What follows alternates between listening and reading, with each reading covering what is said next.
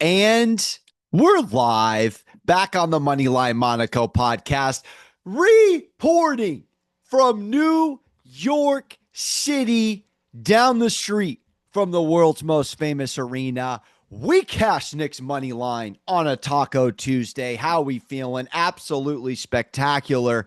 One of one type environment at MSG last night. Absolute honor and pleasure.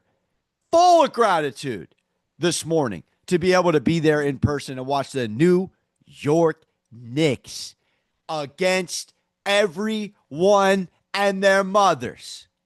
New York versus everybody. Last year's Twitter hashtag coming to fruition as we wake up. I wish I was kidding. We wake up. Well, I don't wish I was kidding. But the New York Knicks, from out of the rafters on people's May Madness board, we'll call it, to shout out the tournament breakdown, the New York Knicks are now the favorite out of the Eastern Conference at plus 115, and it's going down as we speak, and it is absolutely froze up naturally, no caffeine needed, New York City type Tuesday, and the Indiana Pacers are in the driver's seat to close out the Cavs. It feels like the 90s. People on the talk, not even from the 90s. I mean, this is an all-time New York moment. I've been at the network MSG. If you follow me on where I do all my shows, I've been here for 4 years. I've watched the Jalen Brunson, Rick Brunson, Tom Tibbs, Leon Rose, Johnny Stockton culture come together brick by brick for 4 seasons here for me at the network. I've seen it. It hasn't been overnight. It was a reshuffled deck after a 50-plus win season last year. This team, though, timing is everything, and the New York Knicks, and obviously it was a weird moment, just to kind of pivot for a sec, being in the arena with a few minutes left when Tatum went down, and nobody wanted to see that happen. It was absolutely awful. We wish Tatum the best, and we're still waiting here in the middle of the day. What is happening as far as, was this an Achilles, was it not? But it did. It sucked the air out of the arena. How could it not? We're all humans.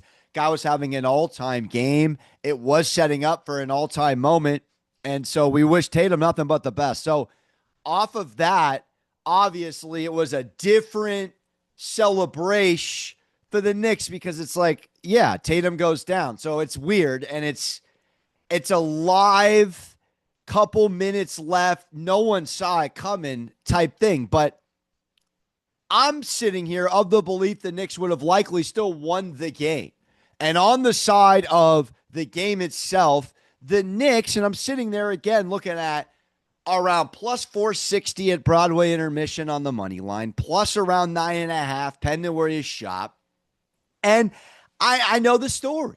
The only hurdle was everyone at the beginning of the third quarter in New York often thinks it's, a full-on Broadway intermission. And so getting back in your seats and getting ready to do your job as a fan in that arena last night, which everyone was a factor, because if you're in Madison Square Garden and you listen truly to how the crowd is involved, first of all, Scott Foster and his staff, it was such an egregious, in front of your face, set you off type New York POV watching the whistle, sitting next to a Boston fan.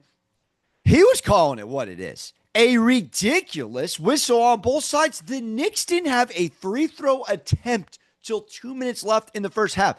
So, again, not talking narratives and initiatives from the ivory towers in that angle. What I'm ultimately saying is this Knicks team went against almost everything last night, prevailed, and now the changing of tune and the changing of guard of how everyone is looking at this Knicks team, it's just utterly it's fascinating and it's flabbergasting.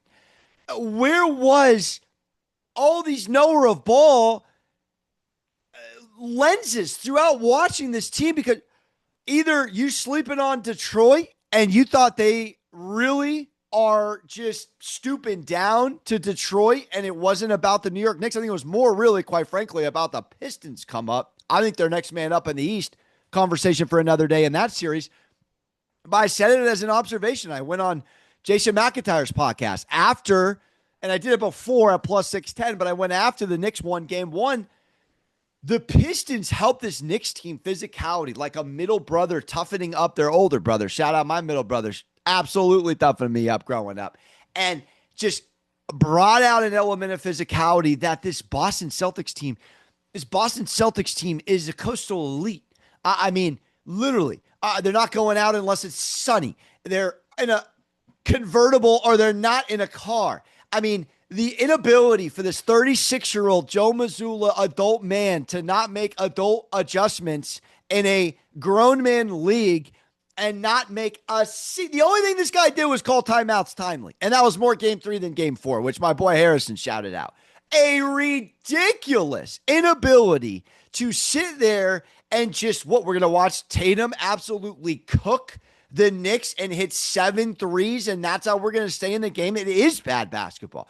It is bad basketball. If you are going against a team that matchup-wise, which is all the NBA playoffs, can meet you halfway with, and still the Celtics got out to a great shooting night.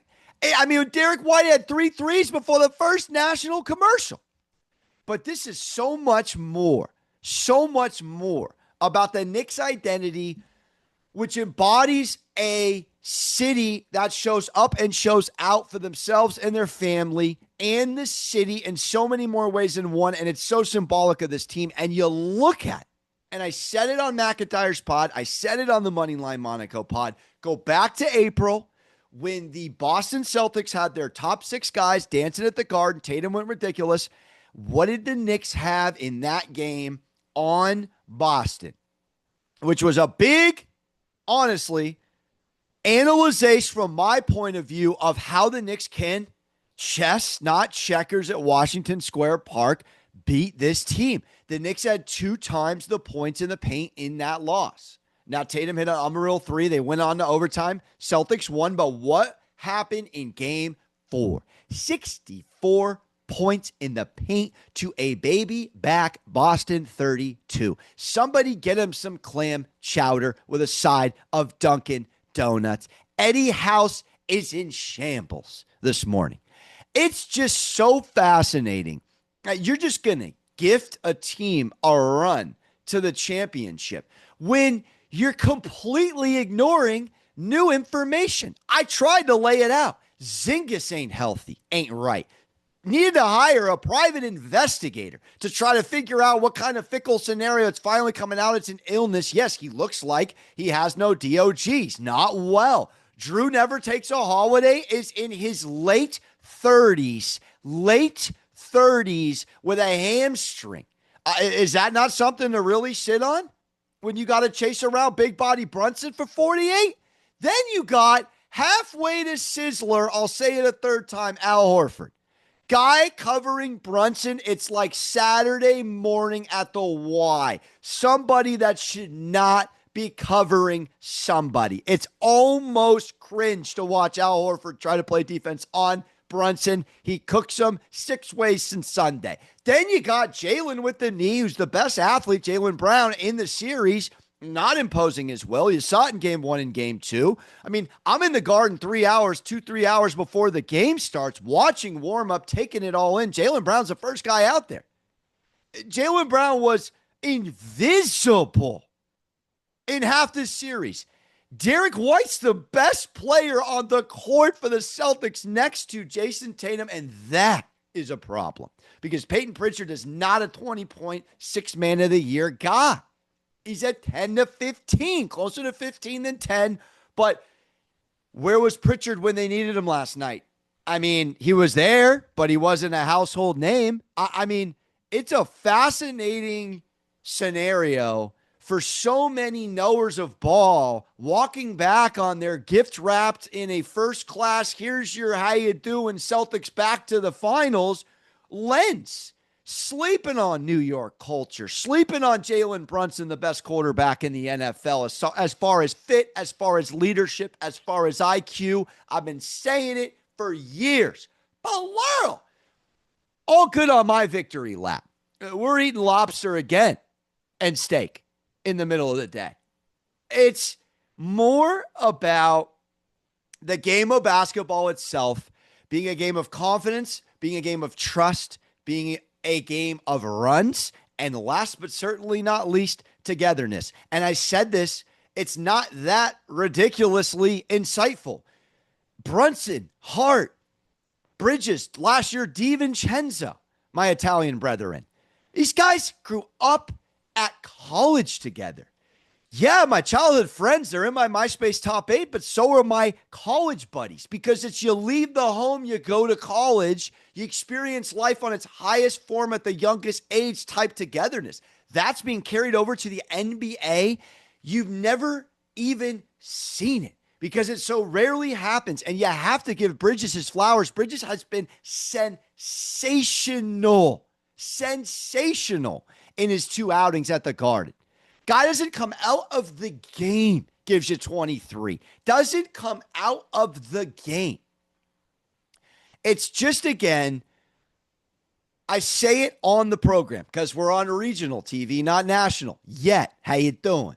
The inability to understand that this is a business, and it is rare when players on teams like each other. It's my Southern California pushback on the Lakers. They're talented, but there's no togetherness. It's 3 egos, massive ones, at a Fokker Circle of Trust table, and Jack Burns is calling everybody out. The Knicks, they're literally brothers. They're brothers. And the fact that Rick played on a team that Tibbs was coaching, I mean, it's chills. And it's never talked about. And it's now finally getting the proper recognition. Subscribe to the Moneyline Monaco Podcast. Hug your mothers. It's just a great moment for the city. It's a great moment for the organization. In back-to-back winning 50-win seasons for years. But to really just put a button on the whole macro-micro lens of it all, Jalen Brunson with 39-12 and 1 turnover. I mean, put that in an NFL playoff context. Jalen Brunson goes for 39 points, 12 how you doing non-Danny dimes, 1 blemish, 1 demerit, 1 turnover. It's a 375-yard outing for a quarterback. Throws 3 tutties, maybe a mistake. Maybe it was a forced fumble, wasn't his fault. Left tackle didn't do his job. The 1 turnover for JB. I mean, it's so much slept on in this league. I don't know why Brunson does not get the praise. You can land stars all day long, but do you take the time to know the stars and build the rapport and the fit? I said it last pod. The fit around the stars is just as important as landing the stars. Go look at a Hollywood movie and come back to me. All right? You can have unbelievable acting. You don't have the writing. It's a hot garbage movie. Hot garbage. 10 out of 10. All right? So credit to Leon Rose and his entire team for slowly putting this team together and to have the wherewithal after a 50-win season to go off of Randall, off of Hartenstein, off of Devo, reshuffle, bring in Carl, bring in Bridges, finally trade in the picks. It's a 3 Nova Knicks scenario again, but it's an interesting, incredibly forward-thinking third Nova to come over, and you got to give Jay Wright a little Johnny Stockton nod as well for building these guys up. But the reason the team is so clutch is because these guys were champions in college. They're comfortable in these moments. And I said it before, I believe on McIntyre's podcast. Boston's a bottom 5 cover at home as a favorite. How did that translate from a betting lens, giving you the observation so you can get better and take your mom to the plaza on Mother's Day?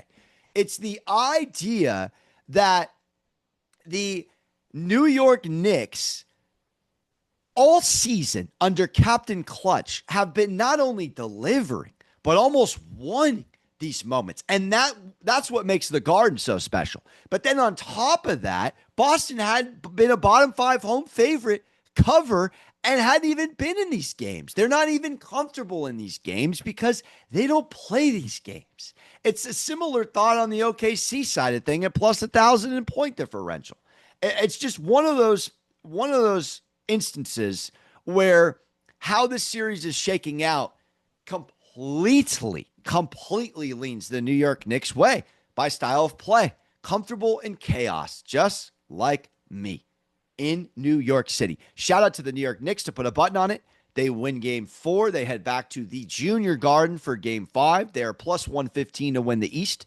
They are in the series against Boston, minus 620 to Boston's plus 460. Tatum, obviously, we really hope is not hurt. I mean, this for the Celtics franchise, we're going to have to be completely looking at Boston basketball differently if this man's out for a calendar year like Dame. I mean, and Achilles is no joke. This guy's a star of the league. I feel he gets a little bit of a bad rap. Why? Because he doesn't like to talk that much. Tatum is a gift to the NBA. He's all class. Obviously a great person as well. So just not an enjoyable moment from that regard. And so it's from a New York lens. You don't want to dance on Boston's grave here, even though New York hates Boston, Knicks, Red Sox, yada, yada, Pats, Giants. What happened? Still have to be classy. Still have to be you've been there before type with it. I think you can still find that nice, respectable ground where you can celebrate and still not be disrespectful because, yeah, the Knicks were up 7. But looking now anyways at this series, Boston has to win 3 straight games, and we know what 3-1 in the history is. So obviously Vegas now finally catching up to the Knicks value because the value is gone. And as Vegas has it today on May 13th, Knicks to win the East, Thunder to win the West at minus 195, depending where you shop. Thunder are minus 105 to win it all. The Knicks are plus 500. The New York Knicks to win the NBA Finals are 5-1. How do you like those Matt Damon apples? Shout out Goodwill Hunting. And pivoting off, I want to do a reassessment tomorrow on a completely different pod. The OKC Nuggets series, have to talk about it for a second. Denver almost had these boys on the ropes. Everything I've said all year, OKC's incredible. They play real deep, but are they battle tested? They are pups.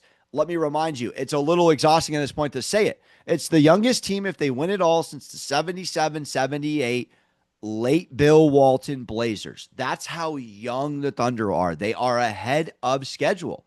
It's just like the Pistons. I mean, in a much different way, in a much different lane, but just a team that clearly it's like, oh, all right, yeah, they're next up. It's like, dude, Chet is a pup.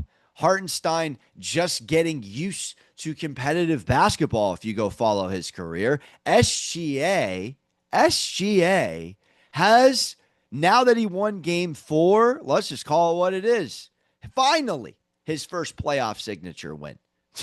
Guy got bounced in a New York minute in the second round last year. We're crowning a team unlike Boston, who has a ton of battle-tested guys, that has won a championship, that has stars galore, that has seen it all. My knock on Boston is they have a 36-year-old born in 1988 adult coach who's still a kiddo. I'm sorry. You're a 36-year-old going against guys in their 60s that have watched 30 more years of basketball. I mean, there's no second pitch for Joe Mazzulla. They're not hitting threes, and there's no adjustments. At least what I'm watching, but I wear contacts. So it could be my astigmatism, or it could be that Mazzulla's a 36-year-old ill-prepared for this moment. Go to the darkness, maybe call Aaron Rodgers, and come out hopefully a little lighter. Because taking yourself seriously off an L is too funny for the Tonight Show not to pick on. I digress. But back to the Thunder. It's just this scenario here where I'm still not convinced. At 16-1 for the Denver Nuggets to win the NBA Finals, and sitting here at 850 to win the West is still in the back of my head. because they look so atrocious in the last 6 minutes. And if you look at the box score, but I did watch the game because my mom's a legend. We went and dined, and then I got to watch the game. It is a weird game. It's like the lowest first quarter points total in the history of the NBA ever in the playoffs. Nobody was scoring.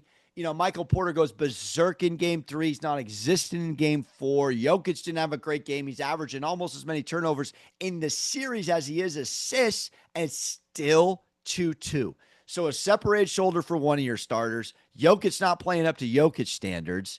They're exhausted. They're a bottom 10 home defense, and OKC's not packing them in.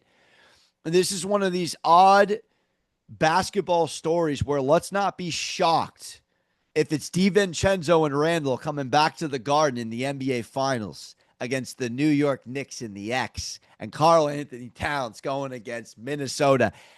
It would be electrifying. It would be Hollywood. You couldn't write it to start the season. You could not write it.